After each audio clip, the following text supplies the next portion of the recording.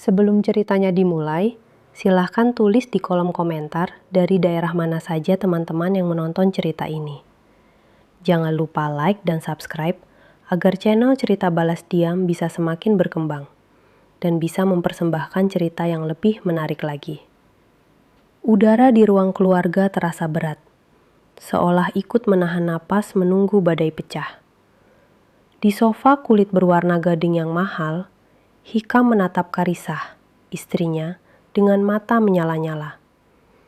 Wajahnya yang biasa dipuja-puja sebagai CEO muda tampan dan karismatik, kini mengeras penuh amarah. Di antara mereka, di atas meja kopi dari kayu jati solid, tergeletak ponsel milik Karisah. Layarnya masih menyala, menampilkan sebuah foto yang menjadi sumber perhara. Foto Hikam yang sedang merangkul mesra Amel, rekan kerjanya, di sebuah restoran mewah dengan latar belakang pemandangan kota berkelip. Bukan sekedar rangkulan biasa, melainkan sebuah gestur intim yang tak menyisakan ruang untuk keraguan. Karisah duduk dengan punggung tegak. Berbeda dengan suaminya yang seperti gunung berapi siap meletus, ia justru terlihat luar biasa tenang. Tidak ada air mata, tak ada teriakan histeris. Hanya keheningan dingin yang terasa lebih menusuk daripada makian apapun. Keheningan itulah yang membuat Hikam semakin murka. Ia merasa diremehkan. Seharusnya Karisah menangis, memohon, atau setidaknya menunjukkan rasa sakit. Tapi wanita di hadapannya ini hanya menatapnya dengan sorot mata datar yang sulit ia artikan. Seolah-olah perselingkuhannya bukanlah sebuah tragedi, melainkan hanya sebuah fakta yang tidak menarik. "Dari mana kamu dapat foto itu?" bentak Hikam, memecah kebisuan. Suaranya menggema di ruangan luas yang dipenuhi perabotan impor. "Kamu menyewa orang untuk memata-matai aku. Kamu melanggar privasiku, Karisah." "Lihatlah," pikir Karisah getir. Bukan permintaan maaf yang keluar dari mulutnya.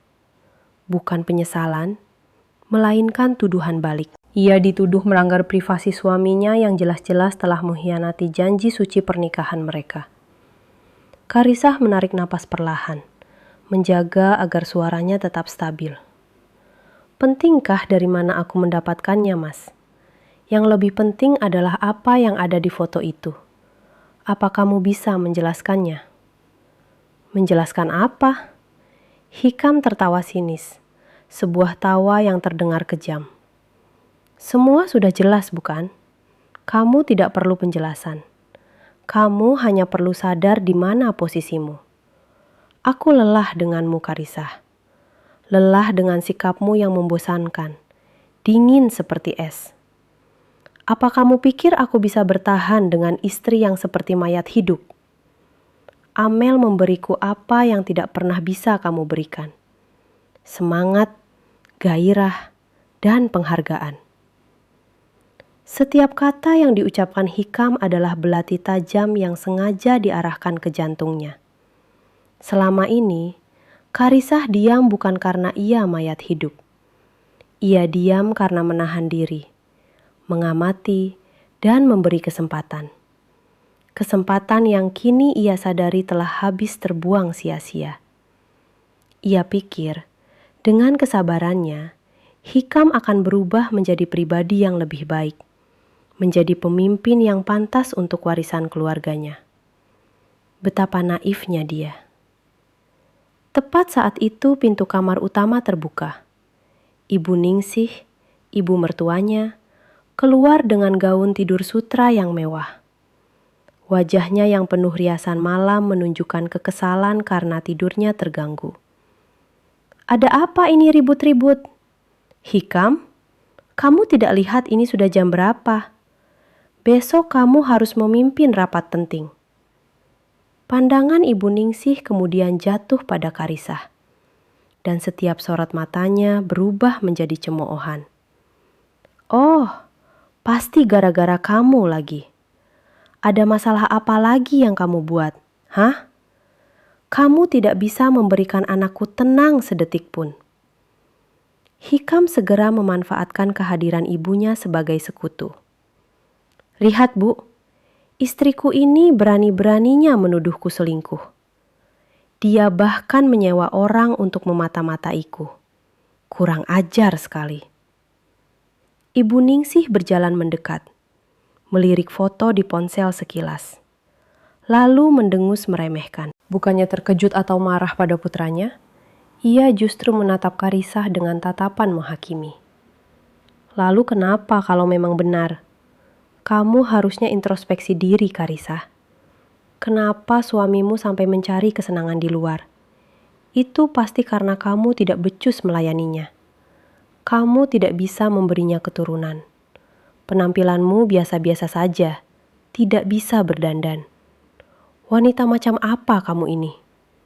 Harusnya kamu bersyukur Hikam mau menikahimu dan memberimu kehidupan mewah seperti ini.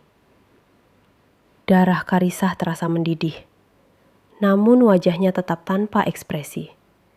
Jadi di mata mereka, kesalahannya adalah segalanya. Ketidakmampuannya memberikan keturunan yang belum tentu berasal darinya, penampilannya yang sederhana, dan sifatnya yang pendiam. Semua itu menjadi pembenaran bagi Hikam untuk berkhianat. Dan ia, sang korban, justru yang harus introspeksi diri. Kamu itu cuma numpang hidup di sini. Dasar menantu tidak tahu diuntung. Bentak Ibu Ningsih, menunjuk wajah Karisah. Rumah ini, mobil ini, semua yang kamu pakai itu hasil kerja keras anakku. Kamu tidak punya hak untuk mengatur hidupnya. Karisah menatap wanita tua itu, lalu beralih ke suaminya yang kini berdiri dengan angkuh, merasa mendapat pembenaran mutlak. Inilah mereka. Inilah wajah asli dari keluarga yang ia coba hormati selama 3 tahun terakhir. Arogan, egois, dan memandang rendah dirinya, seolah ia sebutir debu.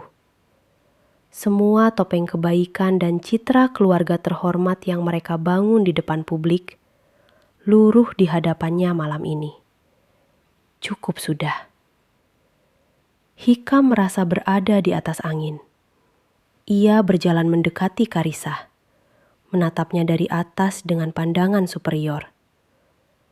Aku sudah muak denganmu. Aku tidak mau melihat wajahmu di kamarku malam ini. Desisnya. Suaranya rendah dan penuh ancaman. Malam ini kamu tidur di gudang. Sampai kamu mau minta maaf dan bersujud di kakiku. Karena sudah lancang menuduhku. Jangan harap bisa kembali ke kamar. Ultimatum itu terdengar begitu absolut. Begitu menghina. Tidur di gudang, seperti seorang pembantu yang melakukan kesalahan besar. Bersujud di kakinya, seperti seorang budak yang memohon ampunan tuannya. Hikam dan ibunya menunggu reaksi Karisah. Mereka mengharapkan tangisan, perlawanan, atau setidaknya keterkejutan. Namun, yang mereka dapatkan sungguh di luar dugaan. Karisah perlahan bangkit berdiri. Ia menatap Hikam, lalu Ibu Ningsih. Sebuah senyum tipis yang misterius terukir di bibirnya. Senyum yang tidak menunjukkan rasa sakit atau takut, melainkan sesuatu yang lain. Sesuatu yang membuat mereka berdua tanpa sadar merasa sedikit merinding. Kemudian, dengan suara yang tenang dan jelas, ia menjawab, "Oke, baiklah." Satu kata itu membuat Hikam dan Ibu Ningsih tertegun sejenak. Hanya itu. Tidak ada drama, tidak ada perlawanan.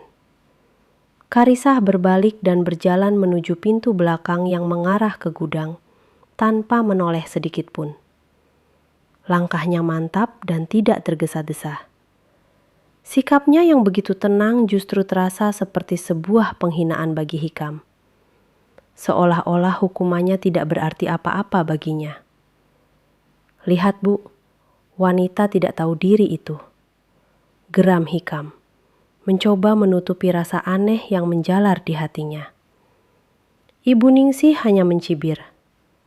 Biarkan saja, paling besok pagi sudah menangis-nangis minta masuk. Wanita lemah sepertinya bisa apa? Karisah terus berjalan menyusuri lorong remang-remang, menuju bagian belakang rumah. Pintu gudang terbuat dari kayu jati tua yang berat. Ia membukanya tanpa ragu. Aroma apek dan debu langsung menyambutnya.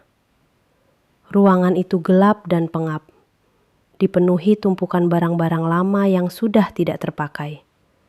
Furnitur rusak, kotak-kotak berisi dokumen tua, dan perabotan masa kecil Hikam yang sudah dilupakan. Ini adalah tempat pembuangan. Tempat bagi segala sesuatu yang dianggap tidak berharga lagi. Persis seperti anggapan mereka terhadap dirinya. Begitu pintu gudang tertutup di belakangnya, memisahkannya dari dunia kemewahan yang palsu itu, senyum di wajah Karisah lenyap. Wajahnya yang tadi tenang kini berubah menjadi dingin dan keras seperti baja.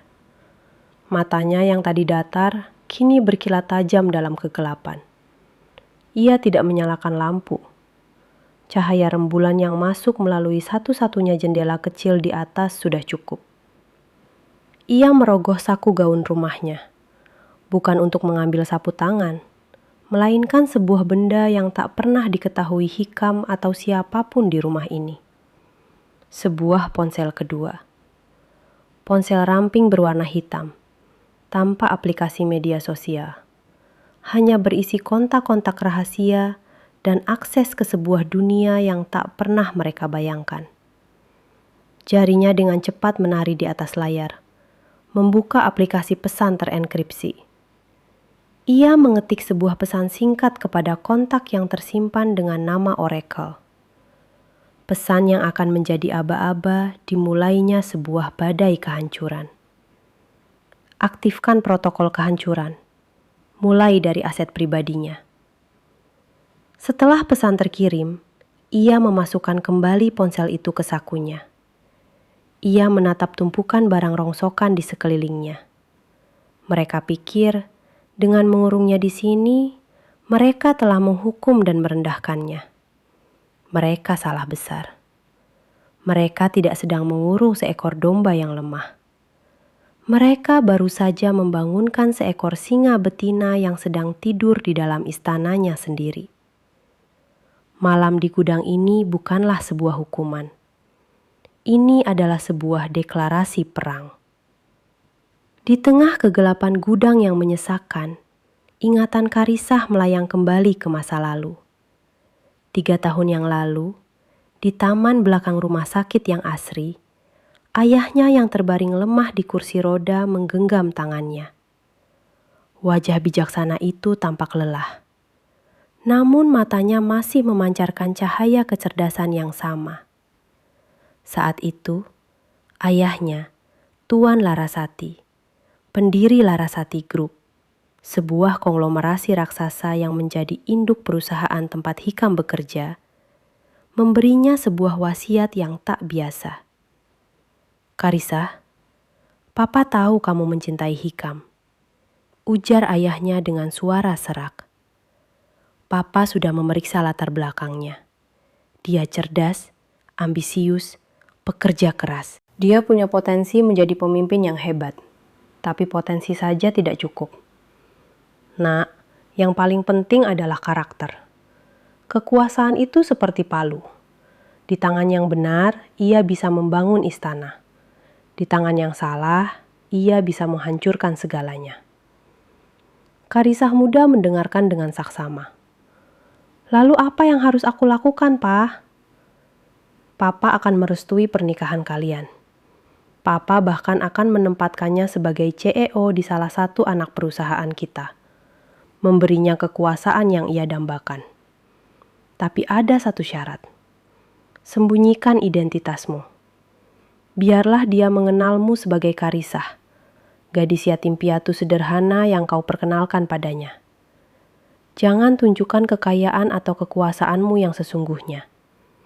Lihatlah bagaimana dia memperlakukanmu saat dia berada di puncak kekuasaan dan mengira kamu berada di dasar. Itulah ujian karakter yang sesungguhnya. Jika dia tetap mencintaimu, menghormatimu, dan menjadi pemimpin yang bijaksana, maka seluruh warisan ini akan menjadi milik kalian berdua. Tapi jika dia menjadi sombong, merendahkanmu, dan menyalahgunakan kekuasaannya, maka kamu tahu apa yang harus kamu lakukan. Nak, ambil kembali semua yang menjadi milikmu. Karisah kembali fokus ke ponsel rahasianya. Untuk pembagian harta Gana Gini 100%, lampirkan perjanjian pranikah yang sudah ditandatangani Hikam. Untuk juga ganti rugi imaterial atas penderitaan psikis, siapkan bukti-bukti perselingkuhannya. Aku ingin surat itu sudah ada di meja riasku besok pagi sebelum jam 7. Siap Nona, akan segera dilaksanakan. Selanjutnya hubungi pihak bank, blokir semua kartu kredit tambahan atas nama Hikam dan ibunya. Tarik semua dana dari rekening bersama kami ke rekening pribadiku. Aku tidak mau ada 1 rupiah pun yang tersisa di sana. Lakukan malam ini juga. Mengerti Nona? Terakhir, siapkan rapat umum pemegang saham luar biasa secepatnya. Agenda utama: evaluasi kinerja dan integritas CEO Hikam Abimana. Aku ingin undangan itu sampai di tangannya besok siang di kantornya, di depan semua karyawannya. Terdengar jeda sejenak di seberang telepon. Nona, ini berarti perang terbuka. Ini bukan perang, David. Ini adalah eksekusi, jawab Karisah dingin. Laksanakan. Setelah menutup telepon, Karisah bersandar di dinding yang berdebu. Ia merasa lega, seolah beban berat yang selama ini ia pikul terangkat dari pundaknya. Ia tidak merasa sedih. Rasa cintanya pada Hikam telah lama terkikis oleh arogansi dan pengkhianatan suaminya. Dan malam ini, rasa itu mati sepenuhnya, terkubur di bawah puing-puing penghinaan. Sementara itu, di belahan kota yang lain, Hikam dan Amel sedang merayakan kemenangan mereka. Mereka duduk di sebuah rooftop bar paling eksklusif di kota, dengan gelas anggur mahal di tangan. Gemerlap lampu kota menjadi saksi bisu keangkuhan mereka. Aku tidak percaya, dia hanya bilang, "Oke, baiklah," kata Hikam sambil tertawa, menirukan suara Karisah dengan nada mengejek. Wajahnya tadi lucu sekali. Mungkin akhirnya dia sadar siapa yang berkuasa di rumah. Amel tersenyum licik, menyandarkan kepalanya di bahu Hikam. Sudah kubilangkan sayang, wanita seperti dia itu harus diberi pelajaran. Terlalu lembek, tidak ada tantangannya. Dia pikir dengan menunjukkan foto itu, dia bisa membuatmu bertekuk lutut. Lucu sekali. Dia memang naif, sahut Hikam, menenggak anggurnya. Dia pikir pernikahan ini adalah tentang cinta dan kesetiaan. Ini tentang kekuasaan, Amel. Dan aku yang memegang kekuasaan itu. Besok pagi, saat dia keluar dari gudang sambil menangis, aku akan membuatnya bersujud dan mencium kakiku. Baru setelah itu, aku akan mempertimbangkan untuk memaafkannya. Jahat sekali, bisik Amel dengan nada manja. Meskipun matanya berbinar penuh kemenangan. Ia merasa telah berhasil merebut Hikam sepenuhnya dari istri sahnya. Ia membayangkan dirinya menjadi Nyonya Abimana yang baru, menikmati semua kemewahan dan status sosial yang melekat pada posisi itu. Ia tidak tahu bahwa semua yang ia dambakan itu hanyalah istana pasir, yang sebentar lagi akan tersapu oleh gelombang pasang. Mereka terus tertawa dan minum, merencanakan masa depan mereka yang cemerlang. Mereka berbicara tentang proyek baru yang akan Hikam menangkan, tentang liburan mewah ke Eropa yang akan mereka lakukan, dan tentang bagaimana mereka akan menyingkirkan Karisah secara perlahan. Mereka begitu mabuk oleh kemenangan sesaat, hingga tak menyadari jaring laba-laba tak kasat mata sedang ditenung di sekeliling mereka, siap menjerat dan melumpuhkan. Kembali di gudang, Karisah tidak tidur. Ia menyusun rencana dengan detail yang sempurna. Pikirannya bekerja dengan cepat dan presisi, layaknya seorang jenderal di medan perang. Ia tahu kelemahan Hikam bukan hanya kesombongannya, tapi juga ketergantungannya pada fasilitas dan citra. Ia akan merenggut semuanya satu persatu, membuatnya panik dan kehilangan kendali. Ia akan membiarkannya merasakan bagaimana rasanya menjadi tidak berdaya, sama seperti yang Hikam coba lakukan padanya malam ini. Menjelang subuh, ponselnya bergetar lagi. Sebuah pesan dari pengacaranya, Pak Budi. Nona Karisah, semua dokumen sudah siap. Tim kami akan meletakkannya di kamarmu sesuai instruksi. Surat pemanggilan RUPSLB juga sudah siap dikirim besok. Agenda utamanya, evaluasi kinerja dan integritas CEO. Saya pastikan dia akan menerima undangannya di saat yang paling mempermalukan. Karisah membaca pesan itu, dan untuk pertama kalinya malam itu ia tersenyum tulus. Bukan senyum tipis yang misterius, melainkan senyum puas. Fajar mulai menyingsing. Cahayanya yang keemasan menyelinap masuk melalui celah jendela gudang, mengusir kegelapan. Bagi Hikam dan Ibu Ningsih, ini hanyalah pagi yang biasa. Tapi bagi Karisah, ini adalah fajar dari sebuah era baru. Era di mana ia tidak lagi bersembunyi di balik bayang-bayang. Era pembalasan telah dimulai. Hikam terbangun dengan kepala berdenyut-denyut. Sinar matahari pagi yang tajam menembus celah gorden tebal di kamar mereka, menyilaukan matanya yang belum terbiasa. Sisa-sisa alkohol dari perayaannya semalam bersama Amel masih terasa di sekujur tubuhnya, meninggalkan rasa mual dan lelah. Ia meregangkan tubuh di atas kasur berukuran Super King yang empuk. Tangannya secara refleks meraba sisi lain tempat tidur. Kosong dan dingin. Tentu saja kosong, pikirnya sambil menyeringai.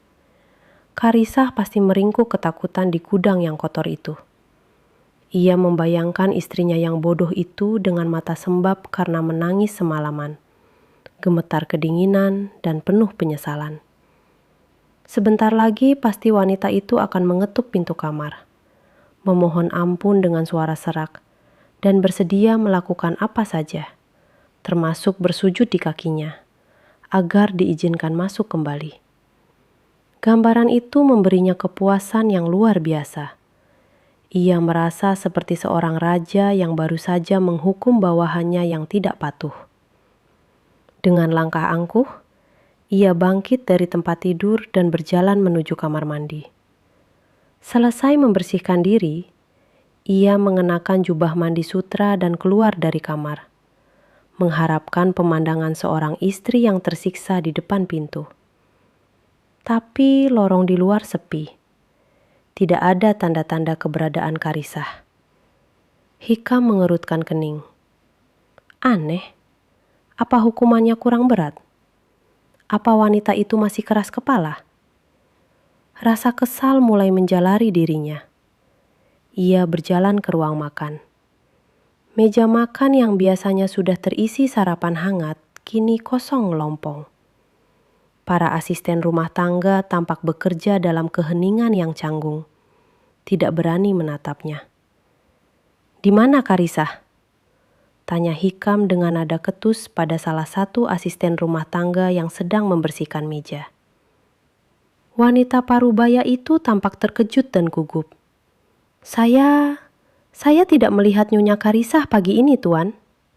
Hikam mendengus. Dia masih di gudang. Bagus, biarkan saja di sana. Jangan beri dia makan atau minum sampai aku yang menyuruh. Tanpa menunggu jawaban, ia berbalik dan melangkah kembali ke kamar tidur utama. Ia butuh kopi dan pakaian bersih untuk ke kantor. Moodnya yang semula bagus kini mulai rusak karena ketidakpatuhan Karissa.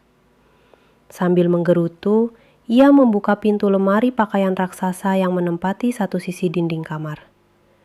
Dan saat itulah jantungnya seolah berhenti berdetak. Sisi kanannya, tempat jas-jas mahal, kemeja-kemeja bermerek, dan koleksi jam tangannya tersimpan, masih utuh dan rapi. Tapi sisi kiri, sisi milik Karissa, benar-benar kosong. Bukan sekedar kosong karena beberapa baju dibawa pergi. Ini adalah kekosongan yang absolut dan mengerikan. Tidak ada sehelai blus, tidak ada satupun gaun, tidak ada celana atau rok yang tergantung. Rak-rak tempat Karissa biasa meletakkan tas-tasnya yang sederhana, kini telanjang. Laci-laci tempat pakaian dalam dan aksesorinya tersimpan. Saat ia tarik, hanya berisi udara. Bahkan kotak perhiasan kecil di sudut lemari pun lenyap. Seolah-olah Karissa tidak pernah ada di ruangan ini. Ini bukan tindakan seseorang yang kabur dari rumah dalam keadaan emosi. Ini adalah sebuah operasi pembersihan yang terencana, efisien, dan dingin. Napas Hikam tercekat di tenggorokan. Kepanikan yang asing mulai merayap di dadanya. Ia berlari ke meja rias tempat Karissa biasa duduk. Meja itu juga bersih total. Tidak ada botol pelembab, tidak ada sisir, tidak ada apa-apa. Hanya ada satu benda yang tergeletak tepat di tengah-tengah permukaan kaca yang mengilap. Sebuah amplop coklat tebal tanpa nama, tanpa alamat. Dengan tangan yang mulai gemetar, Hikam menyambar amplop itu dan merobeknya dengan kasar. Di dalamnya ada setumpuk kertas resmi dijilid rapi. Di halaman pertama tertulis dengan huruf kapital yang tegas dan dingin. Surat gugatan cerai. Dunia Hikam seakan berputar. Ia membaca baris demi baris dengan mata terbelalak. Nama penggugat, Karissa Larasati. Nama tergugat, Hikam Abimana. Alasan gugatan, perselingkuhan dan kekerasan psikis dalam rumah tangga. Lampiran, puluhan lembar bukti foto perselingkuhannya dengan Amel di berbagai tempat dan waktu. Transkrip percakapan mesra mereka, bahkan salinan tagihan hotel. Tapi bukan itu yang membuatnya paling terkejut. Matanya terpaku pada bagian tuntutan. Karissa tidak menuntut pembagian harta Gana Gini. Sebaliknya, ia menuntut pengembalian seluruh aset yang diatasnamakan Hikam selama masa pernikahan berdasarkan klausul dalam perjanjian pranikah nomor 08-PNX-22 yang menyatakan bahwa seluruh aset adalah milik mutlak pihak pertama, Karissa Larasati. Tidak mungkin, bisik Hikam. Perjanjian pranikah. Ia memang menandatanganinya, tapi ia menganggapnya hanya formalitas. Pengacaranya saat itu mengatakan itu standar. Ia tidak pernah membacanya dengan teliti. Terlalu sibuk dengan euforia akan menikahi seorang wanita cantik dan mengamankan posisinya. Tepat saat itu, Ibu Ningsih masuk ke kamar tanpa mengetuk. Hikam, kenapa kamu belum siap-siap? Ibumu ini lapar. Tidak ada yang menyiapkan sarapan, omelnya. Lalu matanya menangkap kertas-kertas di tangan Hikam dan wajah putranya yang pucat pasi. Ada apa ini? Hikam menyerahkan surat itu pada ibunya dengan tangan gemetar. Karissa, dia menggugat cerai. Ibu Ningsih mengambil surat itu, membacanya sekilas, lalu tertawa mengejek. Halah, paling hanya gertakan. Wanita miskin sepertinya mau hidup dari apa setelah bercerai darimu. Dia sengaja melakukan ini agar kamu memohon-mohon padanya. Jangan tertipu, Kam. Biarkan saja. Nanti juga dia akan merangkak kembali sambil menangis. Dia tidak punya apa-apa tanpamu. Kata-kata ibunya seharusnya menenangkan. Tetapi entah kenapa kali ini tidak berhasil. Kekosongan lemari itu terasa terlalu nyata. Surat gugatan ini terasa terlalu profesional, terlalu rapi untuk sebuah gertakan. Namun, egonya menolak untuk percaya. Ibunya pasti benar. Carissa hanya seorang wanita yatim yang beruntung ia pungut. Apa yang bisa dilakukannya? Saat ia mencoba meyakinkan dirinya sendiri, ponselnya yang tergeletak di nakas berdering.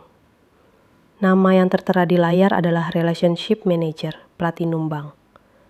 Dengan cepat ia mengangkatnya, berharap ada kabar baik yang bisa mengalihkan pikirannya. "Selamat pagi, dengan Bapak Hikam Abimana?" Suara di seberang terdengar formal dan dingin. "Ya, saya sendiri," jawab Hikam tidak sabar. "Kami dari Platinum Bank ingin menginformasikan bahwa seluruh fasilitas kartu kredit Anda, termasuk kartu tambahan atas nama Nyonya Ningsih, telah kami blokir efektif sejak 1 jam yang lalu." Hikam terbelalak. "Apa? Diblokir? Atas dasar apa kalian memblokirnya? Aku tidak pernah punya tunggakan." "Betul, Pak. Pembayaran Anda selalu lancar. Namun pemblokiran ini dilakukan atas permintaan langsung dari pemegang kartu utama." Jelas suara itu tanpa emosi. "Pemegang kartu utama? Aku pemegang kartu utamanya!" teriak Hikam, amarahnya meledak. "Mohon maaf, Pak. Menurut data kami, pemegang kartu utama untuk akun Platinum ini adalah Nyonya Carissa Larasati. Bapak terdaftar sebagai pemegang kartu tambahan." Hikam terdiam. Jantungnya serasa diremas. Bagaimana mungkin? Selama ini ia pikir. Sebelum ia sempat memproses informasi itu, sebuah notifikasi email muncul di layar ponselnya. Subjeknya membuat darahnya terasa membeku. Pemberitahuan penarikan seluruh dana dari rekening bersama. Dengan jari-jari yang kaku, ia membuka email itu. Isinya singkat dan brutal. Sebuah pemberitahuan resmi dari bank bahwa seluruh saldo dari rekening gabungan miliknya dan Carissa, rekening gaji tempat bonus-bonus miliaran rupiahnya biasa masuk, telah ditarik habis beberapa menit yang lalu atas perintah pemilik rekening prioritas, Carissa Larasati. Di bagian bawah email tertera sisa saldo rekeningnya saat ini. Sebuah angka yang menghina. Sebuah angka yang mustahil.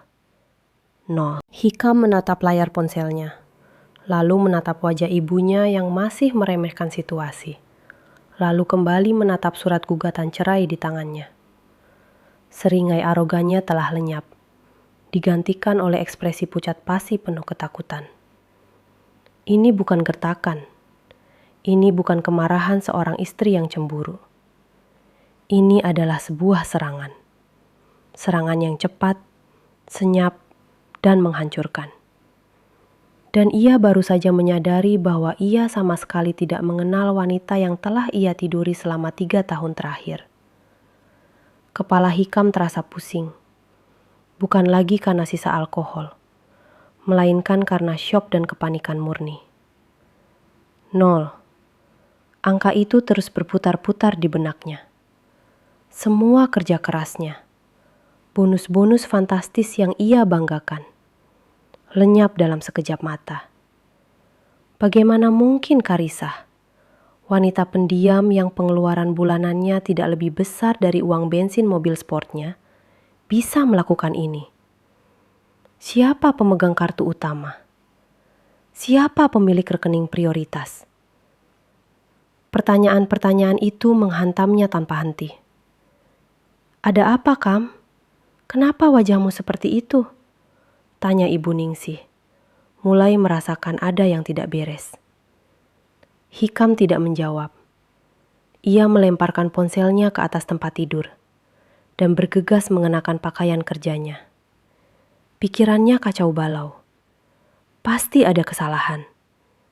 Ini pasti ulah peretas atau penipu. Carissa tidak mungkin sepintar ini.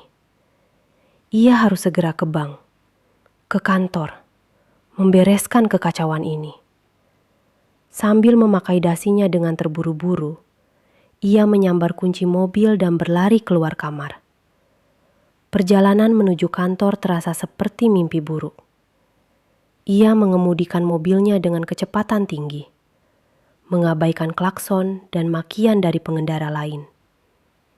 Ia mencoba menelpon manajer bank pribadinya, orang yang biasa menyambutnya dengan senyum lebar dan membukakan pintu untuknya. Tapi panggilannya langsung dialihkan ke pesan suara. Ia mencoba menelpon lagi dan lagi. Hasilnya sama. Seolah-olah nomornya telah diblokir. Rasa dingin yang aneh mulai menjalar di punggungnya. Ini terlalu terkoordinasi untuk menjadi sebuah kebetulan. Ini seperti semua pintu yang biasa terbuka untuknya, kini tertutup rapat secara bersamaan. Egomania yang selama ini menjadi tamengnya mulai retak, memperlihatkan ketakutan di baliknya. Tiba di gedung perkantoran yang megah tempat ia bertahta sebagai CEO, Hikam melangkah masuk dengan aura yang ia paksakan untuk tetap terlihat berwibawa. Namun ia bisa merasakan atmosfer yang berbeda pagi itu. Beberapa karyawan yang berpapasan dengannya di lobi tampak berbisik-bisik sambil melirik ke arahnya, lalu cepat-cepat menunduk saat tatapan mereka bertemu. Sekretarisnya, Rina, menyambutnya di depan lift khusus direksi dengan wajah cemas. "Selamat pagi, Pak. Ada beberapa masalah mendesak pagi ini," katanya dengan suara gugup. "Aku tahu, atur pertemuanku dengan tim keuangan dan hukum secepatnya," perintah Hikam sambil melangkah masuk ke dalam ruangannya yang luas dengan pemandangan kota. Ia melemparkan tas kerjanya ke sofa dan duduk di kursi kebesarannya, mencoba merasakan kembali kontrol dan kekuasaan yang biasa ia nikmati di ruangan ini. Namun belum sempat ia menarik napas, interkom di mejanya berbunyi. Suara Rina terdengar panik. "Pak, telepon dari Pak Sanusi, manajer proyek tender Cendana. Sangat penting," katanya. Hikam menekan tombol speaker. Proyek Cendana adalah tender infrastruktur raksasa yang nilainya triliunan rupiah. Memenangkan proyek ini akan melambungkannya dan perusahaan ke level yang lebih tinggi. "Ya Sanusi, ada apa?" "Gawat Pak!" Suara Sanusi di seberang terdengar bergetar. "Klien, pihak konsorsium utama, baru saja mengirim email. Mereka secara sepihak membatalkan keikutsertaan kita dalam tender. Final, Pak, tidak bisa diganggu-gugat." Darah Hikam serasa berhenti mengalir. "Apa? Dibatalkan? Apa alasannya? Kita adalah penawar terbaik. Presentasi kita sempurna." "Tidak ada alasan, Pak. Emailnya sangat singkat dan formal. Hanya menyatakan bahwa mereka menarik dukungannya dari perusahaan kita karena pertimbangan integritas internal." "Saya tidak mengerti, Pak. Semua berjalan lancar kemarin." Pertimbangan integritas internal. Kalimat itu terasa seperti tamparan keras. Sebelum Hikam sempat mencerna bencana ini, seorang manajer dari Departemen Investasi mengetuk pintu ruangannya dan masuk tanpa menunggu dipersilakan. Wajahnya pucat. "Pak CEO, dana investasi dari grup Ventura Mandiri, mereka menarik seluruh investasinya dari perusahaan kita." Hikam mulai merasa tercekik. Ia dikepung dari segala arah. Finansial pribadinya dihancurkan, dan kini benteng profesionalnya diserang secara brutal. Semua orang dan sistem yang biasa ia andalkan kini berbalik melawannya. Di puncak kekacauan dan keputusasaannya, saat ruangannya dipenuhi oleh para manajer yang kebingungan dan telepon yang berdering tanpa henti, seorang staf dari resepsionis masuk dengan terengah-engah. "Maaf Pak Hikam, ada seorang kurir berseragam resmi memaksa masuk. Dia bilang harus menyerahkan dokumen ini langsung ke tangan Bapak." Staf itu menyerahkan sebuah amplop besar berwarna emas dengan segel lilin yang tampak sangat resmi. Hikam mengambilnya dengan kasar. Di depan para manajernya, ia merobek segel itu. Di dalamnya terdapat sebuah undangan yang dicetak di atas kertas tebal berkualitas tinggi. Matanya membaca tulisan kaligrafi yang tertera di sana. Undangan Rapat Umum Pemegang Saham Luar Biasa, RUPSLB. Jantungnya berdebar kencang. Ia membaca lebih lanjut ke bagian bawah. Agenda rapat. Pembukaan oleh Dewan Komisaris. Evaluasi menyeluruh kinerja dan integritas Chief Executive Officer, Saudara Hikam Abimana. Pemungutan suara mengenai mosi tidak percaya. Ini adalah surat panggilan menuju tiang gantungan. Hukuman mati untuk karirnya. Seluruh kekuatan terkuras dari tubuh Hikam. Ia menatap kosong ke arah para manajernya, yang kini menatapnya dengan campuran rasa ingin tahu dan kasihan. Ia benar-benar sendirian. Saat ia berdiri membeku, terhina di depan semua bawahannya, interkom di mejanya berbunyi lagi. Kali ini suara Rina terdengar pelan dan ragu. "Pak, baru saja ada panggilan dari Departemen HRD. Mereka meminta manajer Amalia untuk segera turun ke ruangan mereka." Hikam menoleh ke arah Amel. Wajah wanita itu langsung pucat pasi. Serangan itu tidak hanya ditujukan padanya. Karisah juga menghancurkan sekutunya. Di tengah reruntuhan kerajaannya, Hikam akhirnya menyadari satu hal dengan kejernihan yang luar biasa. Istrinya yang pendiam dan dianggapnya lemah, ternyata adalah seorang pemain catur ulu yang telah menempatkan semua bidaknya untuk melakukan skakmat. Dan dia, sang raja yang sombong, kini tidak punya tempat lagi untuk lari. Amel berjalan menyusuri koridor berkarpet tebal menuju Departemen HRD. Langkahnya yang biasa penuh percaya diri, kini terasa sedikit ragu. Panggilan dari HRD bukanlah hal yang aneh, tapi timenya terasa sangat salah. Di tengah kekacauan yang melanda perusahaan pagi ini, mengapa HRD memanggilnya? Mungkin hanya soal administrasi, atau mungkin evaluasi kinerja biasa. Pikirnya mencoba menenangkan diri. Ia adalah manajer berprestasi. Dan yang terpenting, ia adalah wanita kesayangan sang CEO. Siapa yang berani menyentuhnya?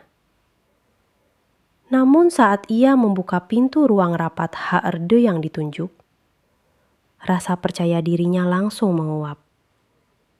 Ruangan itu terasa dingin dan steril. Di sana tidak hanya ada kepala HRD yang biasa ia sapa dengan ramah. Di seberang meja panjang, duduk 3 orang asing berwajah serius, dengan setelan gelap yang mahal. Di depan mereka tergeletak tumpukan dokumen tebal, dan sebuah laptop yang layarnya sengaja diarahkan padanya. Kepala HRD hanya duduk di sudut ruangan dengan wajah tegang, seolah ia hanya seorang penonton. "Selamat siang, Ibu Amalia. Silahkan duduk," kata salah satu pria di tengah. Suaranya datar tanpa intonasi. Papan nama kecil di depannya bertuliskan, "Tim Audit Internal Kepatuhan." Jantung Amel mulai berdebar kencang. Ini bukan rapat HRD biasa. Ini adalah sebuah interogasi. Ia duduk dengan kaku di kursi yang terasa keras dan dingin, mencoba mempertahankan ekspresi tenang. "Ada yang bisa saya bantu?" Pria itu tidak menjawab pertanyaannya. Ia justru mendorong sebuah dokumen ke arah Amel. "Bisakah Anda jelaskan mengenai laporan pengeluaran perjalanan dinas Anda ke Singapura bulan lalu? Terutama untuk biaya akomodasi dan jamuan klien yang angkanya mencapai 300 juta rupiah. Amel mengerutkan kening. Itu perjalanan penting untuk negosiasi dengan klien. Semuanya sudah disetujui oleh Pak Hikam. Ia sengaja menekankan nama Hikam, menggunakannya sebagai tameng. Kami tahu sudah disetujui, sahut wanita di sebelahnya sambil membuka laptop. Ia memutar layar itu ke arah Amel. Yang ingin kami tahu adalah mengapa tagihan hotel yang Anda ajukan berasal dari Hotel Marina Bay Sands, sementara data imigrasi dan manifest maskapai menunjukkan Anda tidak pernah meninggalkan Indonesia pada tanggal tersebut. Dan klien yang Anda sebutkan dalam laporan, kami sudah hubungi mereka. Mereka menyatakan tidak pernah bertemu dengan perwakilan perusahaan kita bulan lalu. Darah serasa surut dari wajah Amel. Bagaimana mereka bisa tahu? Laporan fiktif seperti ini sudah biasa ia lakukan dalam skala kecil, dan Hikam selalu menutup mata, bahkan terkadang ikut menikmati hasilnya. Ia membuka mulut untuk menyangkal, tapi pria pertama sudah mendorong dokumen lain ke hadapannya. Ini adalah salinan rekening bank Anda. Kami menemukan adanya beberapa kali transfer dana dari PT Jaya Abadi, salah satu vendor pengadaan alat tulis kantor kita. Totalnya mencapai 500 juta rupiah dalam 6 bulan terakhir. Kebetulan di periode yang sama, perusahaan kita membayar tagihan dari vendor tersebut 30% lebih tinggi dari harga pasar. Bisakah Anda menjelaskannya? Amel mulai panik. Keringat dingin membasahi pelipisnya. Ini bukan lagi sekedar tuduhan. Ini adalah bukti yang tak terbantahkan. Ini pasti ada kesalahpahaman. Saya bisa jelaskan pada Pak Hikam. Pak Hikam tidak bisa membantu Anda saat ini, potau pria itu dengan dingin. Mari kita beralih ke pelanggaran yang paling serius. Ia mengambil sebuah map merah dan membukanya. Isinya adalah cetakan email-email dan transkrip percakapan dari aplikasi pesan instan.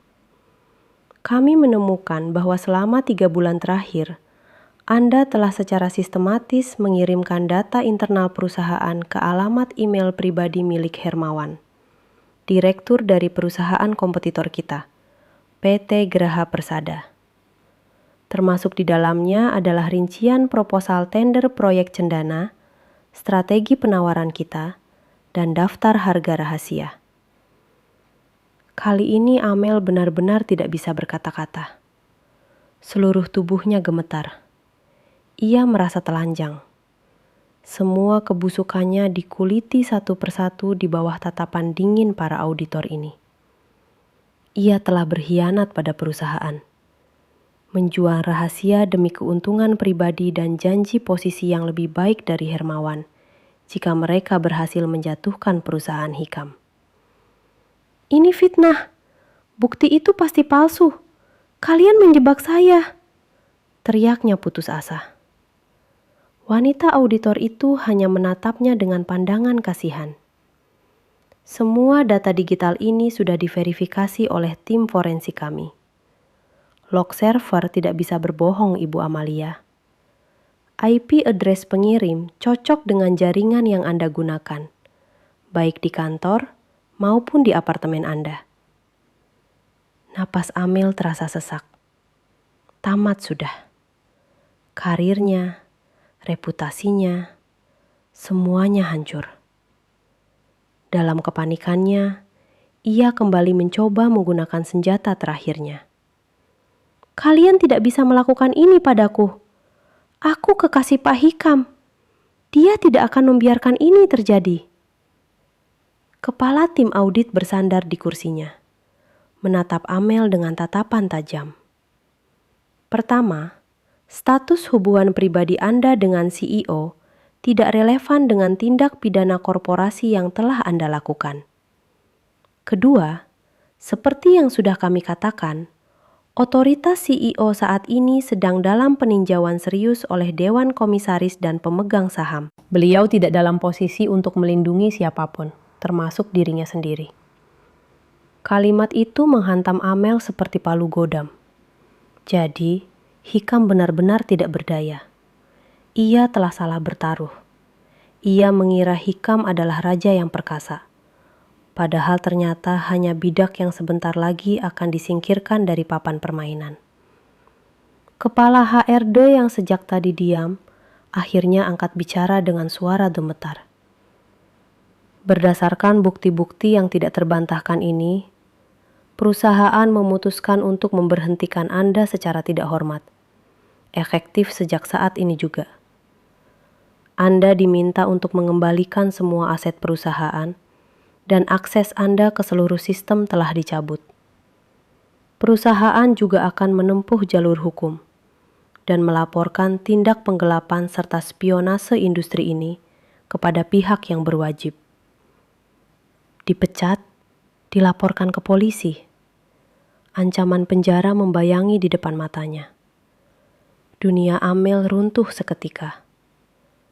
2 orang petugas keamanan masuk ke ruangan. Mereka akan mengawalnya untuk mengambil barang-barang pribadi, lalu mengantarnya keluar dari gedung. Ini adalah walk of shame, aksi paling memalukan bagi seorang karyawan. Saat ia digiring keluar melewati area kerja yang ramai, semua mata tertuju padanya. Karyawan yang dulu menjilatnya, kini menatap dengan cemoohan dan rasa ingin tahu. Bisik-bisik terdengar di setiap sudut. Saat melewati ruang kerja Hikam yang pintunya terbuka, ia melihat pria itu berdiri di dalam, dikelilingi para manajer dengan wajah bingung. Tampak sama sekali tidak berdaya. Amarah dan keputusasaan meledak dalam diri Amel. Ia telah dikorbankan. Ia menepis tangan petugas keamanan dan berteriak sekuat tenaga ke arah Hikam, agar semua orang di lantai itu bisa mendengar. "Hikam, ini semua jebakan. Ini semua perbuatan istrimu." Hikam menatapnya dengan pandangan kosong. Masih terlalu syok untuk bereaksi. "Dia bukan wanita biasa seperti yang kau pikirkan. Bodoh. Dia yang melakukan semua ini. Dia yang menghancurkan kita. Sadarlah Hikam, sadarlah sebelum terlambat." Teriakan histerisnya menggema di seluruh lantai sebelum petugas keamanan berhasil membungkamnya dan menyeretnya menuju lift. Kata-kata terakhirnya itu, yang lahir dari kepanikan dan kebencian, justru menjadi sebuah kebenaran yang mengerikan.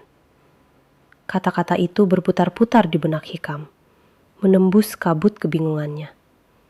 Karissa, istrinya yang lemah dan membosankan. Bagaimana mungkin? Namun di dasar hatinya, sebuah benih ketakutan yang dingin mulai bertunas. Siapa sebenarnya wanita yang telah ia hina dan ia kurung di gudang semalam? Jauh dari kekacauan yang melanda kantor Hikam, di sebuah kawasan perumahan elit, Ibu Ningsih sedang menikmati paginya dengan penuh kepuasan. Ia duduk di teras belakang rumah mewahnya, menyesap teh impor sambil memandangi taman yang terawat sempurna dan kolam renang berair biru jernih. Hari ini adalah jadwal arisan bulanan geng sosialitanya, dan ia akan menjadi tuan rumah. Ia sudah merencanakan segalanya. Makanan dari catering terbaik, dekorasi bunga segar, dan tentu saja ia akan mengenakan gaun dan perhiasan terbarunya untuk membuat teman-temannya iri. Ia sama sekali tidak khawatir dengan drama gertakan cerai dari Karissa. Baginya, itu hanyalah rengekan seorang wanita lemah yang akan segera berakhir. Ia justru merasa senang.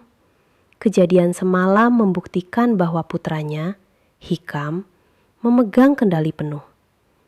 Sebentar lagi menantunya yang tidak berguna itu akan disingkirkan, dan ia bisa mencarikan istri baru untuk Hikam, yang lebih sepadan, yang cantik, kaya, dan bisa memberinya cucu. Sambil tersenyum puas membayangkan masa depan yang gemilang itu, ia mendengar suara bel. Pasti teman-teman arisannya sudah datang. Ia segera merapikan penampilannya dan berjalan ke depan dengan langkah anggun, siap menyambut tamu-tamunya dengan senyum superior. Namun saat asisten rumah tangganya membuka pintu, yang berdiri di sana bukanlah teman-temannya, melainkan 3 orang pria berpenampilan formal yang tidak ia kenal. "Selamat siang, kami mencari Ibu Ningsih," kata pria yang di tengah, menunjukkan kartu identitasnya. Ia adalah perwakilan dari departemen kredit sebuah bank besar. Saya sendiri, ada apa? Jawab Ibu Ningsih dengan nada angkuh. Sedikit terganggu karena mereka datang di waktu yang tidak tepat. Kami datang sehubungan dengan tunggakan pembayaran cicilan KPR rumah ini, Bu. Menurut data kami, 3 pembayaran terakhir telah gagal didebit secara otomatis dari rekening penanggung jawab, yaitu Bapak Hikam Abimana.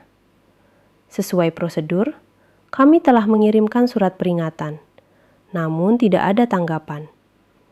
Oleh karena itu, dengan sangat menyesal kami memberitahukan bahwa pihak bank memulai proses penyitaan aset hari ini. Ibu Ningsih menatap pria itu seolah dia sudah gila. Penyitaan? Tunggakan? Apa maksudmu? Anak saya seorang CEO. Dia tidak mungkin menunggak pembayaran. Ini pasti kesalahan. Kami jamin tidak ada kesalahan, Bu. Rekening yang bersangkutan saldonya tidak mencukupi.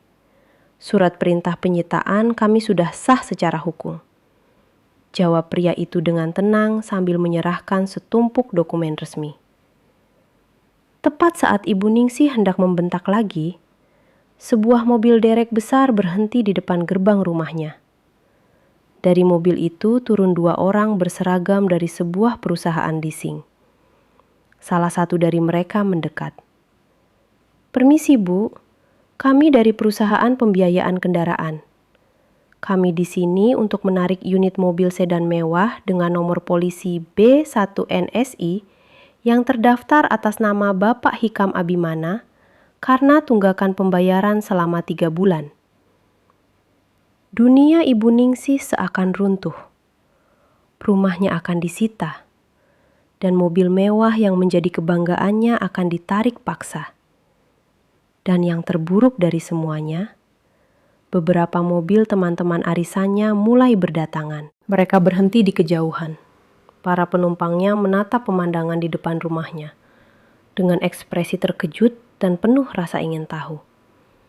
Wajah-wajah yang tadinya selalu menatapnya dengan kagum dan iri, kini menatapnya dengan cemoohan tersembunyi.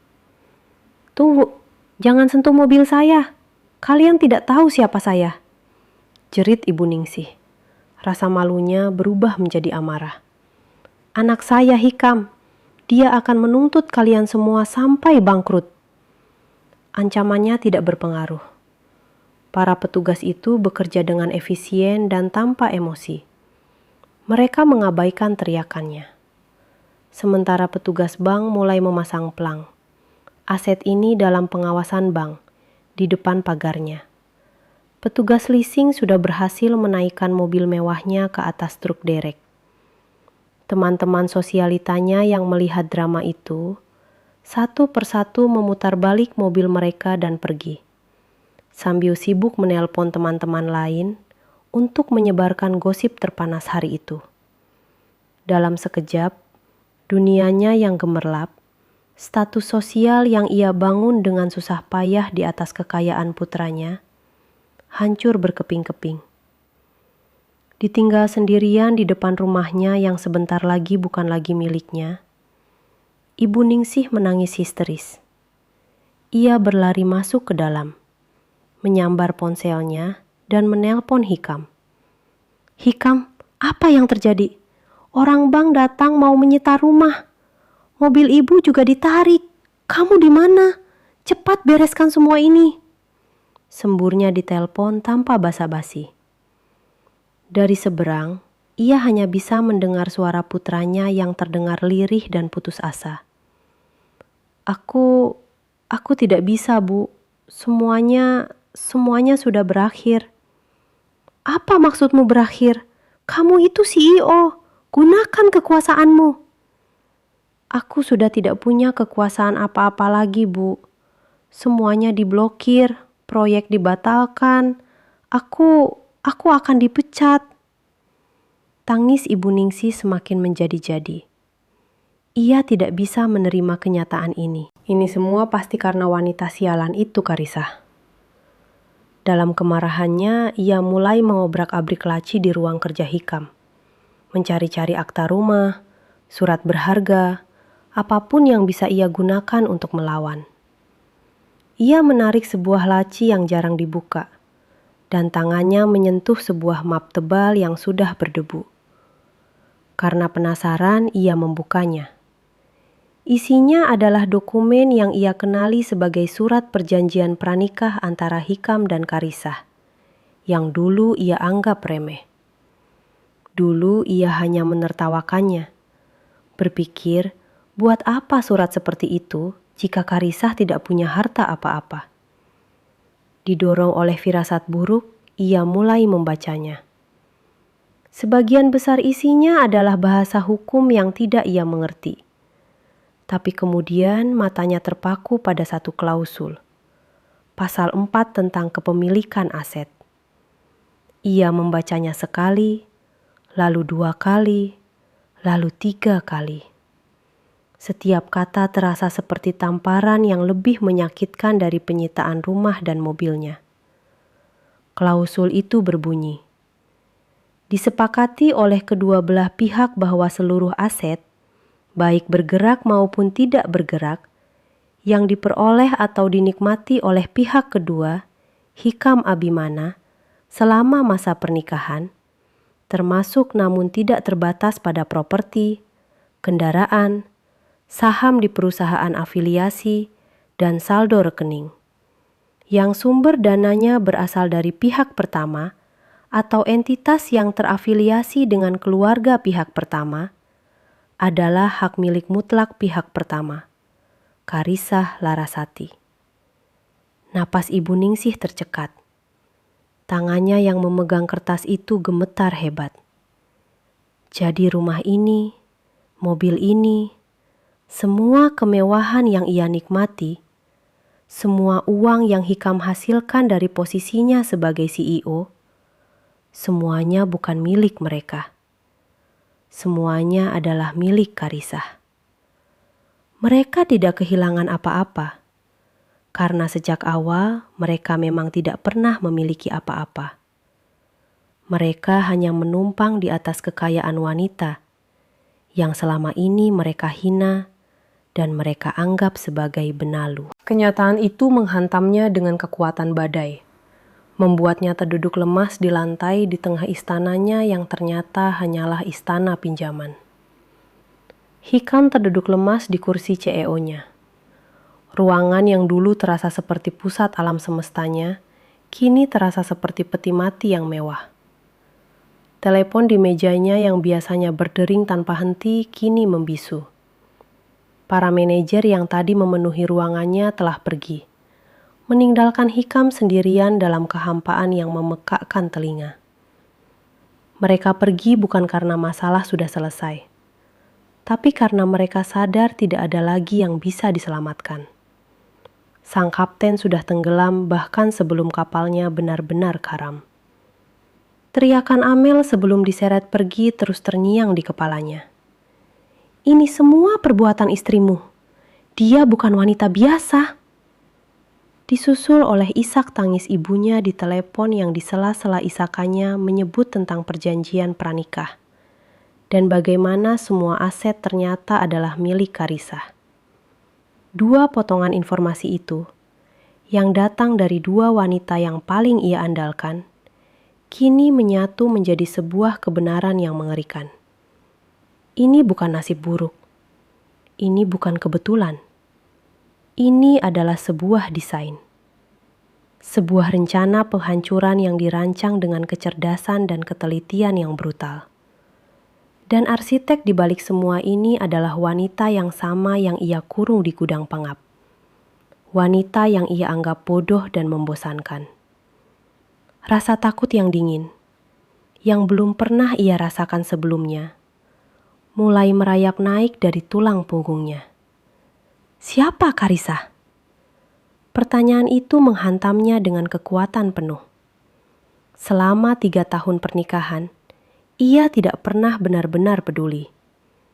Ia hanya tahu cerita yang Karisah berikan. Seorang yatim piatu lulusan universitas biasa. Bekerja sebagai staf administrasi di sebuah perusahaan kecil saat mereka bertemu. Ia terpikat oleh kecantikan dan ketenangannya.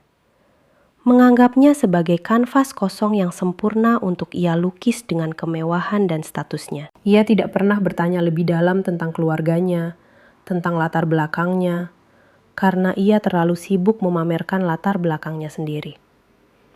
Ia menganggap Karisah beruntung telah dipungut olehnya. Betapa sombong dan butanya dia. Kini kesombongan itu telah menguap, digantikan oleh keputusasaan yang pekat. Ia harus tahu. Ia harus tahu siapa musuh yang sedang dihadapinya. Ia tidak bisa lagi menggunakan koneksi perusahaannya karena ia sadar semua koneksi itu mungkin saja sudah berbalik melawannya. Ia butuh sesuatu dari luar. Sesuatu yang bekerja di dunia abu-abu. Dengan tangan gemetar, ia membuka laci mejanya. Mencari kartu nama lama yang pernah diberikan seseorang di sebuah acara. Kartu nama seorang detektif swasta. Namanya Dimas, seorang mantan intel yang membuka biro investigasi sendiri. Terkenal mampu menemukan informasi yang paling tersembunyi sekalipun. Tentu dengan bayaran yang tidak sedikit. Ia mengeluarkan sisa uang tunai dari dompetnya. Jumlahnya tidak banyak. Sisa dari pengeluaran semalam. Tapi ia berharap itu cukup sebagai uang muka. Ia bertemu Dimas di sebuah kafe kecil yang remang-remang di pinggiran kota. Jauh dari gedung-gedung pencakar langit tempat ia biasa berkuasa. Penampilan Hikam yang acak-acakan dan matanya yang liar sangat kontras dengan ketenangan Dimas yang dingin. Saya ingin Anda mencari tahu segalanya tentang seseorang, kata Hikam tanpa basa-basi. Ia meletakkan sebuah foto pernikahan dirinya dan Karisah di atas meja. Namanya Karisah Larasati. Ini fotonya. Saya ingin tahu siapa dia sebenarnya. Siapa keluarganya, dari mana asalnya, apa saja asetnya, segalanya. Dimas melirik foto itu lalu menatap Hikam dengan tatapan menilai. Ini istri Anda bukan? Hikam menelan ludah. Itu tidak penting, kerjakan saja. Berapa biayanya? Untuk penyelidikan mendalam seperti ini, biayanya 100 juta. Jawab Dimas datar. Hikam tersentak. Uang sebanyak itu kini terasa seperti sebuah kemewahan yang tak terjangkau. Rekening saya sedang bermasalah. Saya akan berikan 50 juta sekarang, tunai. Sisanya akan saya lunasi segera setelah masalah saya selesai. Katanya dengan suara yang dipenuhi rasa malu. Dimas menatap tumpukan uang di atas meja, lalu kembali menatap wajah Hikam yang putus asa. Ia mengangguk pelan. Baik, beri saya waktu 24 jam. 24 jam berikutnya adalah siksaan terpanjang dalam hidup Hikam. Ia tidak kembali ke kantor. Untuk apa? Ia juga tidak pulang ke rumah, yang sebentar lagi akan disita. Ia menyewa sebuah kamar hotel murah dan kumuh, membayar dengan sisa uang tunainya. Di kamar yang berbau apek itu, ia mondar-mandir seperti binatang yang terperangkap, menunggu telepon dari Dimas. Setiap dering ponselnya membuat jantungnya melompat. Namun yang menelepon hanyalah para penagih utang atau wartawan gosip bisnis yang entah bagaimana sudah mengendus kejatuhannya. Akhirnya, setelah hampir 24 jam berlalu, nama Dimas muncul di layar ponselnya. Hikam menjawabnya dengan napas tertahan. Bagaimana hasilnya? Suara Dimas di seberang terdengar aneh. Ada nada tegang dan takut. Pak Hikam, saya sarankan Anda untuk berhenti. Lupakan saja semua ini. Apa maksudmu berhenti? Aku membayarmu untuk mencari informasi. Bentak Hikam. Ini bukan soal uang, Pak. Sahut Dimas cepat. Suaranya pelan seolah takut didengar orang lain. Orang yang Anda suruh saya selidiki, dia bukan orang sembarangan. Saya mencoba menelusuri data kependudukannya. Semuanya terkunci dengan enkripsi level negara. Saya coba cek data pendidikannya. Filenya dilindungi. Saya coba cari jejak digitalnya. Bersih. Seolah dia hantu. Setiap kali saya mencoba menerobos lebih dalam, sistem keamanan saya langsung memberi peringatan bahaya. Ini seperti mencoba meretas data intelijen negara, Pak. Ini di luar kemampuan saya. Hikam merasa dingin. Jadi kau tidak menemukan apa-apa? Saya tidak bilang begitu, kata Dimas. Saya menemukan satu hal. Satu-satunya informasi yang tidak mereka sembunyikan. Mungkin karena mereka pikir tidak ada yang akan bisa menghubungkannya. Sebuah nama yang terdaftar sebagai pemilik utama sebuah gedung pencakar langit di pusat distrik bisnis. Jantung Hikam berdebar semakin kencang. Gedung apa? Terdengar suara Dimas menelan ludah di seberang telepon. Ia terdengar sangat ketakutan. Pak, saya tidak bisa melacaknya lebih jauh. Semua datanya dilindungi oleh tingkat keamanan tertinggi. Satu-satunya informasi yang saya dapat, namanya terdaftar sebagai pemilik gedung Larasati Tower. Kantor pusat Larasati Group, konglomerat yang menjadi induk perusahaan Bapak. Hening. Ponsel masih menempel di telinga Hikam, tapi ia tidak lagi mendengar apa-apa. Suara Dimas, suara lalu lintas di luar hotel, suara detak jantungnya sendiri, semuanya lenyap. Hanya ada satu nama yang bergema di dalam kepalanya yang kosong. Larasati. Karisah Larasati. Larasati Group. Larasati Tower. Semua potongan puzzle yang selama ini tersebar acak, kini menyatu dengan bunyi krik yang memekakkan telinga. Membentuk sebuah gambar yang begitu besar, begitu agung, dan begitu mengerikan hingga ia tidak sanggup memahaminya. Induk perusahaan. Perusahaan tempatnya bekerja hanyalah anak kecil dari sebuah kerajaan raksasa. Dan wanita yang ia anggap sebagai debu, ternyata adalah sang ratu yang memiliki seluruh kerajaan itu. Bagai disambar petir di siang bolong. Itulah satu-satunya kalimat yang bisa menggambarkan perasaan Hikam saat itu. Otaknya yang biasa bekerja cepat dan strategis, kini lumpuh total. Tidak mampu memproses informasi yang baru saja ia terima. Larasati Group. Raksasa bisnis yang menguasai berbagai sektor mulai dari properti, perbankan, hingga teknologi. Sebuah nama yang selalu ia sebut dengan penuh hormat dan kekaguman. Sebuah entitas yang ia impikan suatu hari nanti bisa ia masuk ke lingkarnya. Dan ternyata, selama ini ia tidur seranjang dengan pemiliknya. Tanpa berpikir panjang, didorong oleh campuran antara ketidakpercayaan, rasa takut, dan secercah harapan gila bahwa semua ini hanyalah salah paham, Hikam berlari keluar dari kamar hotel kumuh itu. Ia tidak peduli lagi pada penampilannya yang kusut atau tatapan orang-orang. Tujuannya hanya satu, Larasati Tower.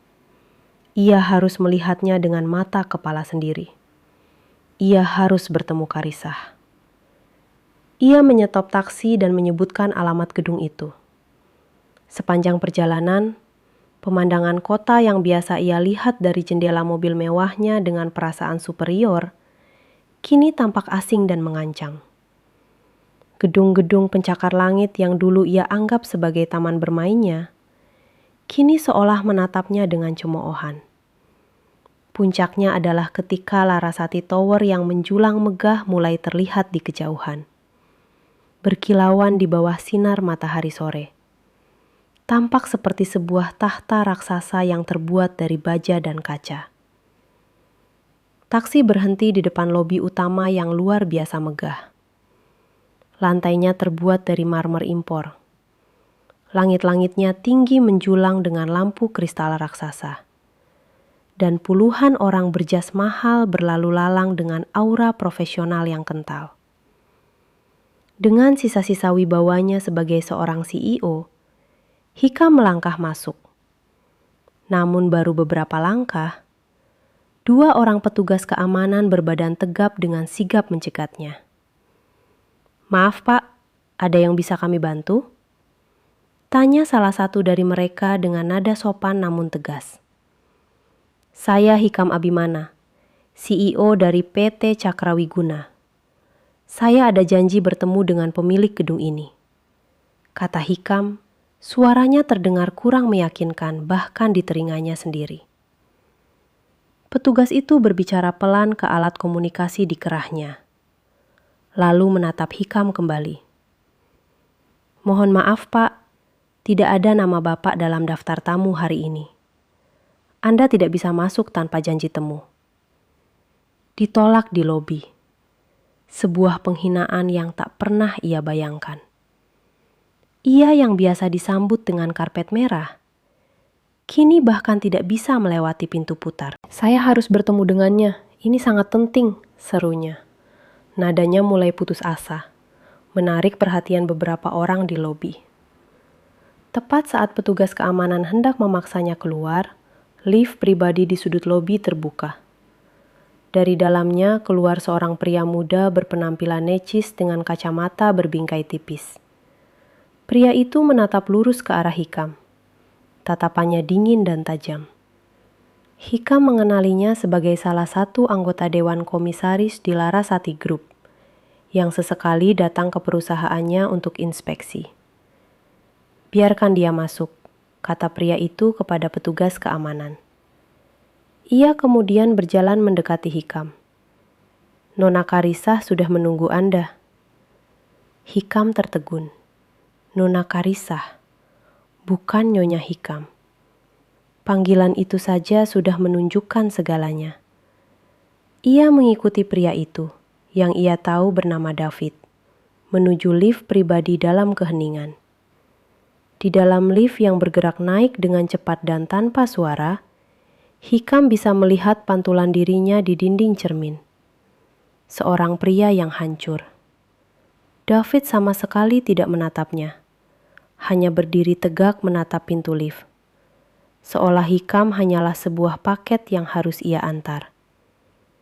Lift berhenti di lantai paling atas, penthouse. Pintu terbuka, menampilkan sebuah koridor pribadi yang lebih mirip galeri seni daripada lorong kantor. David membawanya melewati beberapa ruangan, dan akhirnya berhenti di depan sebuah pintu ganda dari kayu mahoni yang menjulang tinggi. Tanpa mengetuk, David membukanya. "Silakan masuk, Pak Abimana." Hikam melangkah masuk, dan napasnya seakan terenggut dari paru-parunya. Ruangan itu begitu luas hingga apartemen mewahnya terasa seperti kandang burung. Satu dinding sepenuhnya terbuat dari kaca, menyajikan pemandangan 360 derajat kota Jakarta. Di bawah sana, gedung kantornya sendiri terlihat kecil dan tidak berarti. Perabotannya minimalis namun sangat mewah, memancarkan aura kekuasaan yang absolut. Dan di sana, di tengah ruangan, di belakang sebuah meja kayu raksasa yang kosong tanpa setumpuk kertas pun, duduklah Karisah. Ini adalah Karisah, namun sekaligus bukan Karisah yang ia kenal. Rambutnya yang biasa digerai sederhana kini tertata dalam sanggul modern yang elegan. Ia tidak lagi memakai gaun rumah yang simpel, melainkan sebuah power suit berwarna biru tua yang dirancang sempurna, menonjolkan auranya yang tajam dan berwibawa. Wajahnya yang dirias tipis namun tegas tampak dingin dan tanpa emosi. Ia menatap Hikam yang berdiri kaku di ambang pintu. Tatapannya bukan lagi tatapan seorang istri, melainkan tatapan seorang penguasa yang sedang menatap bawahannya yang bermasalah. Untuk beberapa saat yang terasa seperti selamanya, mereka hanya saling menatap dalam keheningan. Hikam mencoba mencari sisa-sisa dari wanita yang pernah memasak untuknya, yang pernah tidur di sisinya. Tetapi ia tidak menemukan apapun. Wanita di hadapannya adalah orang asing. seorang ratu yang duduk di singgasananya yang sebenarnya. Akhirnya Hikam berhasil mengeluarkan suara, meskipun terdengar serak dan gemetar. "Karisah, ini semua apa maksudnya?" Karisah tidak langsung menjawab. Ia hanya menatap Hikam dengan sorot mata yang dingin. Sorot mata yang sama seperti saat ia menerima ultimatum di ruang keluarga malam itu. Perlahan ia bangkit dari kursinya, berjalan anggun memutari meja, dan berdiri di depan jendela raksasa membelakangi Hikam. 3 tahun, Hikam. Selama 3 tahun aku memberimu kesempatan untuk menjadi pria yang ayahku harapkan, katanya. Suaranya tenang, namun setiap kata terasa berat dan menusuk. Tapi kau memilih untuk menjadi pria yang ibumu banggakan. Sombong, arogan, dan buta. Ia berbalik, kini menatap lurus ke mata Hikam yang dipenuhi kebingungan dan ketakutan. Dulu di gudang itu kamu menyuruhku bersujud. Kamu memberiku ultimatum yang memalukan, karena aku berani menunjukkan kebenaran tentang pengkhianatanmu. Karisah melangkah perlahan mendekati Hikam. Setiap langkahnya penuh dengan kekuatan, yang membuat Hikam tanpa sadar ingin mundur. Sekarang di ruanganku ini, di singgasanaku ini, lanjutnya. Berhenti tepat di depan Hikam, menatapnya dari posisi yang lebih tinggi secara metaforis. Aku akan memberimu sebuah kesempatan.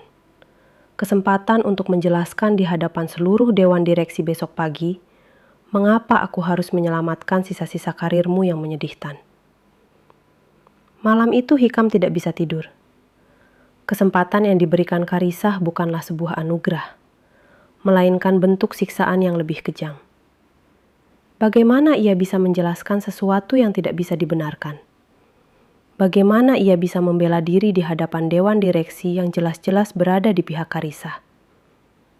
Ruang rapat yang besok akan ia masuki bukan lagi panggungnya, melainkan arena eksekusinya. Ia menghabiskan malam dengan merangkai kata-kata pembelaan, mencoba mencari celah, alasan, atau pembenaran. Namun semuanya terdengar hampa dan menyedihkan bahkan di telinganya sendiri. Untuk pertama kali dalam hidupnya, ia merasa benar-benar kalah sebelum perang dimulai. Keesokan paginya ia datang ke Larasati Tower dengan setelan jas yang sama seperti kemarin. Kini tampak kusut dan kusam, mencerminkan kondisi jiwanya.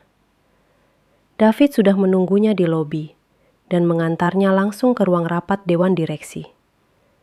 Ruangan tersebut berada 1 lantai di bawah kantor Karisah.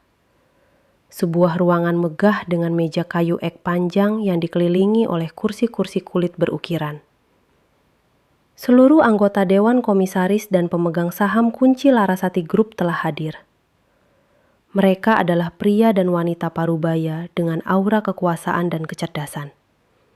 Orang-orang yang namanya menjadi legenda di dunia bisnis.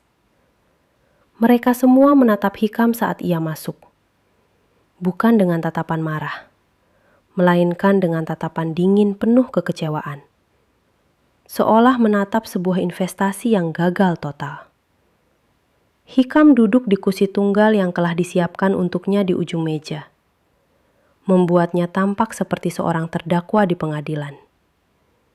Di ujung meja yang lain, di kursi utama, duduklah Karisah. Hari ini ia mengenakan gaun berwarna merah marun yang tegas. Rambutnya disanggul rapi, wajahnya tenang namun tatapannya setajam elang. Ia tidak lagi terlihat seperti istrinya. Ia adalah chairwoman Larasati Group, sang penguasa absolut di ruangan itu. Rapat dibuka tanpa basa-basi. Karisah mempersilakan kepala tim audit internal untuk memaparkan temuannya. Di layar proyektor raksasa, satu persatu bukti kehancuran PT Cakrawiguna di bawah kepemimpinan Hikam ditampilkan dengan data yang tak terbantahkan. Grafik penjualan yang menurun tajam, yang selama ini ditutupi dengan laporan keuangan yang dimanipulasi. proyek-proyek fiktif yang dibuat untuk menyedot dana perusahaan ke kantong pribadi. Dan yang paling memalukan, pelanggaran etika berat terkait perselingkuhannya dengan Amel, yang terbukti telah merusak citra perusahaan dan menyebabkan batalnya tender proyek cendana. Setiap slide yang ditampilkan adalah paku yang menancap di peti mati karir Hikam. Wajahnya pucat pasi, keringat dingin membasahi keningnya. Ia mencoba menyela, mencoba membantah. Tetapi data yang disajikan terlalu kuat, terlalu lengkap. Semua kebohongannya selama ini terbongkar di hadapan orang-orang paling berkuasa di negeri ini. Setelah presentasi audit selesai, Karisah menatap lurus ke arah Hikam. Keheningan di ruangan itu terasa begitu berat. "Saudara Hikam Abimana?" katanya.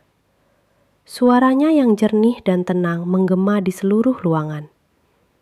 Penggunaan kata saudara menciptakan jarak yang tak terjembatani di antara mereka. "Anda telah diberikan kesempatan untuk memberikan penjelasan. Silakan." Inilah saatnya. Seluruh mata kini tertuju padanya. Hikam berdiri dengan kaki gemetar. Semua kalimat pembelaan yang ia siapkan semalaman lenyap dari otaknya. Di hadapan tatapan dingin Karisah dan Dewan Direksi, ia merasa kecil dan telanjang. Ia membuka mulutnya, tetapi tidak ada suara yang keluar. Apa yang bisa ia katakan? Bahwa ia melakukannya karena egonya? Bahwa ia merasa berhak atas semua itu?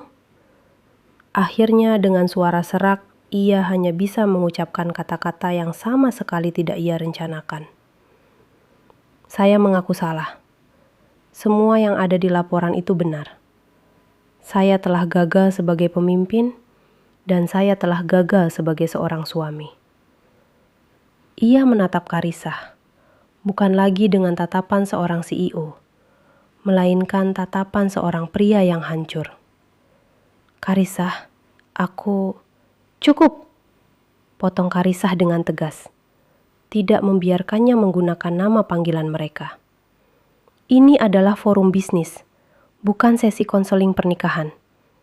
Penjelasan Anda sudah kami dengar." Ia kemudian beralih ke Dewan Direksi. "Berdasarkan bukti yang telah dipaparkan dan pengakuan dari yang bersangkutan, saya mengajukan mosi tidak percaya terhadap Chief Executive Officer PT Cakrawiguna, Hikam Abimana.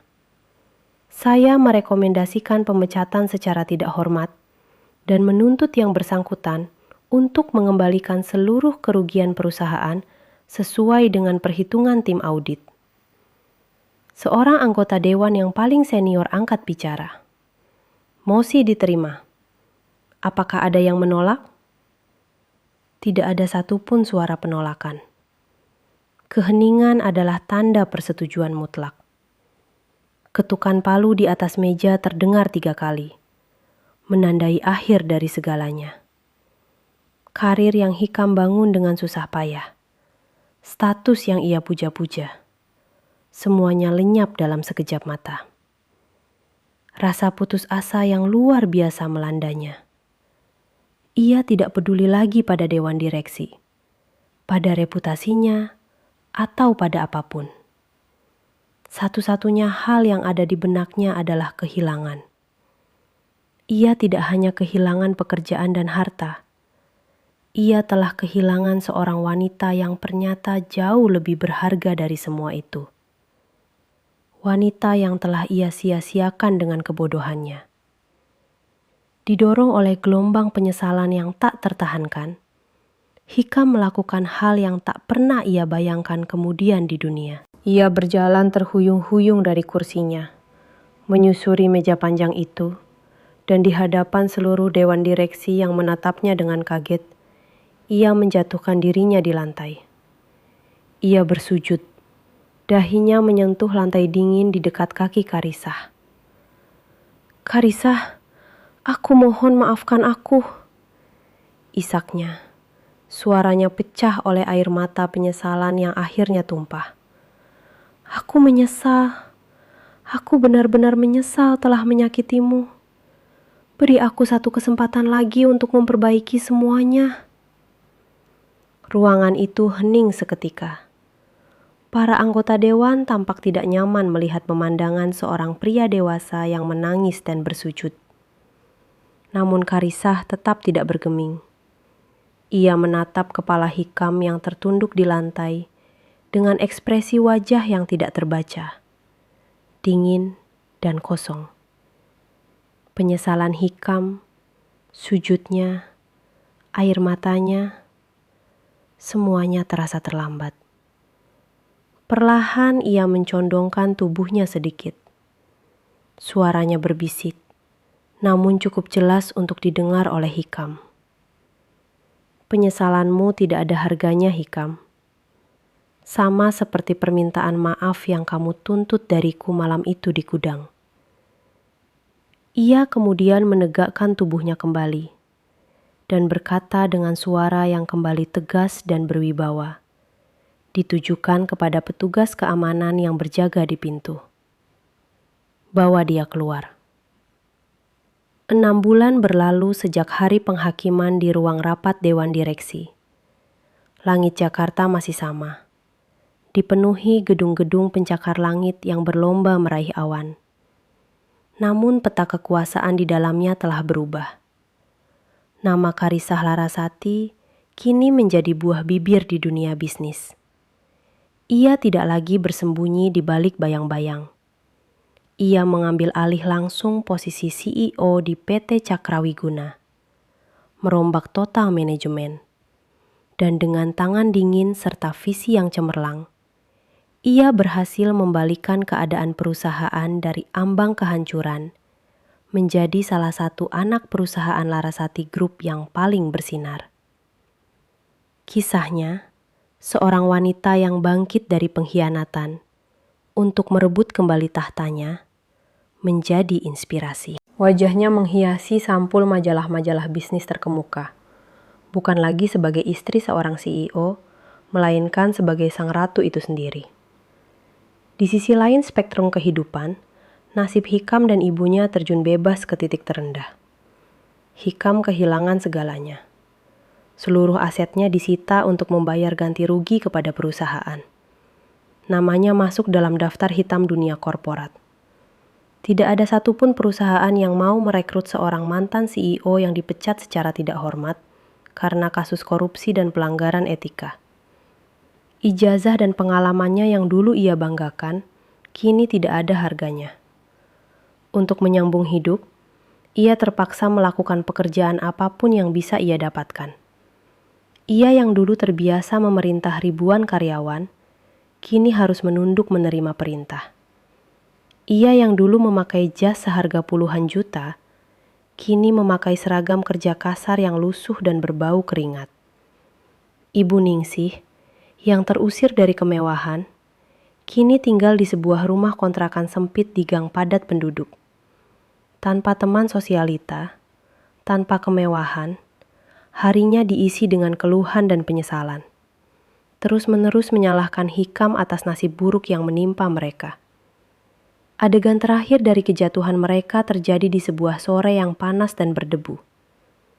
Hikam sedang bekerja sebagai kuli angkut di sebuah kawasan pergudangan di pinggir kota. Tugasnya hari itu adalah memindahkan barang-barang berat dari truk ke dalam sebuah gudang yang panas dan pengap. Keringat membasahi seluruh tubuhnya. Otot-ototnya terasa sakit dan telapak tangannya lecet. Saat ia berhenti sejenak untuk beristirahat, menyandarkan punggungnya di dinding gudang yang kotor, matanya menatap sekeliling. Tumpukan kotak-kotak tua, aroma apek dan debu, serta cahaya matahari yang masuk melalui celah ventilasi. Suasana ini terasa begitu familiar. Ini persis seperti gudang tempat ia menghukum Karisah malam itu. Malam yang menjadi titik balik kehancuran hidupnya. Sebuah kesadaran yang menyakitkan menghantamnya. Karma. Inilah karma. Ia dulu menempatkan Karisah di sini untuk menghukum dan merendahkannya.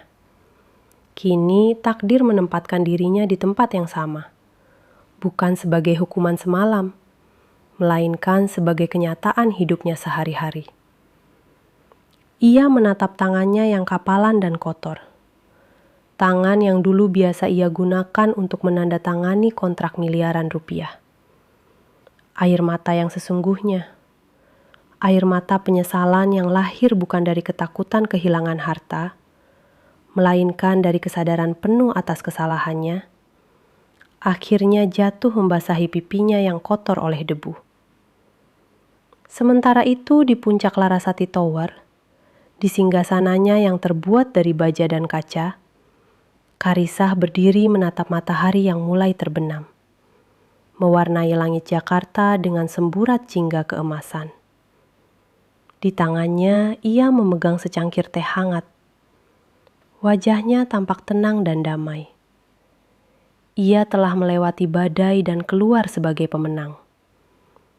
Ia tidak hanya merebut kembali apa yang menjadi haknya, tetapi ia juga telah menemukan kekuatan sejatinya.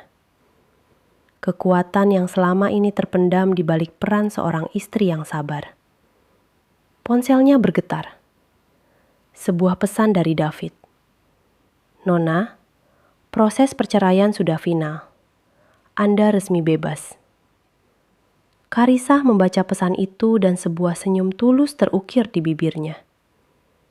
Ia tidak merasakan kebencian lagi pada Hikam. Hanya rasa kasihan dan kelegaan. Masa lalunya telah selesai.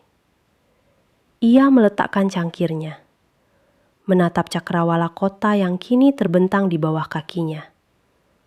Seolah-olah seluruh kota itu adalah miliknya. Fajar yang baru telah tiba dalam hidupnya, dan ia siap menyambut masa depan cerah yang akan ia bangun sendiri dengan tangannya sendiri.